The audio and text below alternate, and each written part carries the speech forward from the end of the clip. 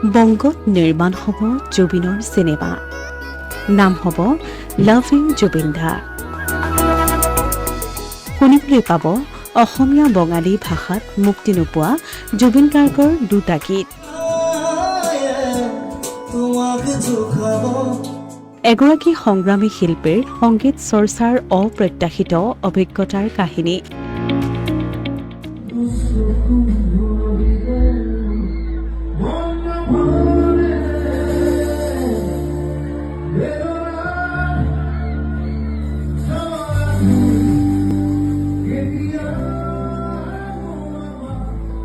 এই কাহিনীলৈ বেংগলৰ পৰা নিৰ্মাণ হ'ব এখন মিউজিকেল ড্ৰামা ছবি। প্ৰাণৰ শিল্পী জুবিন গাৰ্গলৈ শ্ৰদ্ধা জনাই নিৰ্মাণ হ'ব লগা ছবিখনৰ নাম হ'ব লাভ ইউ জুবিন দা। ইতিমধ্যে ছবিখনৰ প্ৰাৰম্ভিক কাম সম্পূৰ্ণ হোৱাৰ পাছতে গুৱাহাটীত মুকলি কৰা হয় লাভ ইউ জুবিন দাৰ প্ৰথমখন অফিচিয়েল পোষ্টাৰ। জুবিন গাৰ্গৰ পত্নী গৰিমা শইকীয়া গাৰ্গৰ হাতেৰে পোষ্টাৰখন আনুষ্ঠানিকভাৱে মুকলি কৰা হৈছে। উল্লেখযোগ্য যে ছবিখনৰ কাহিনী, সংগীত আৰু পৰিচালনাৰ দায়িত্বত আছে শ্ৰী প্ৰীতম। ছবিখনৰ প্ৰযোজক হৈছে MD ফাৰুকুদ্দিন।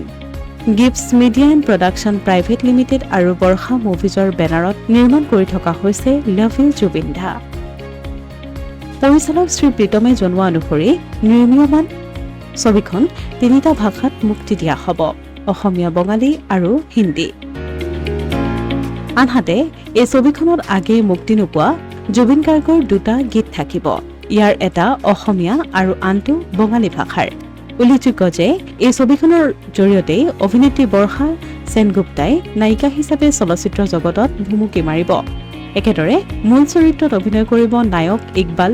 বৰ্ষা সেনগুপ্তাৰ আৰু ইকবালৰ উপৰিও অভিনয় কৰিব পৰাণ বন্দ্যোপাধ্যায়, গীতাৱলী ৰাজকুমাৰী, অভিজিৎ গৌহ, পাৰ্থপ্ৰতিম গোস্বামী, ভায়লিনা বৰদলৈ, সৌৰভ চট্টোপাধ্যায়, মধুমিতা গুপ্ত আদিয়ে। Asomiya Pratidin digital desk.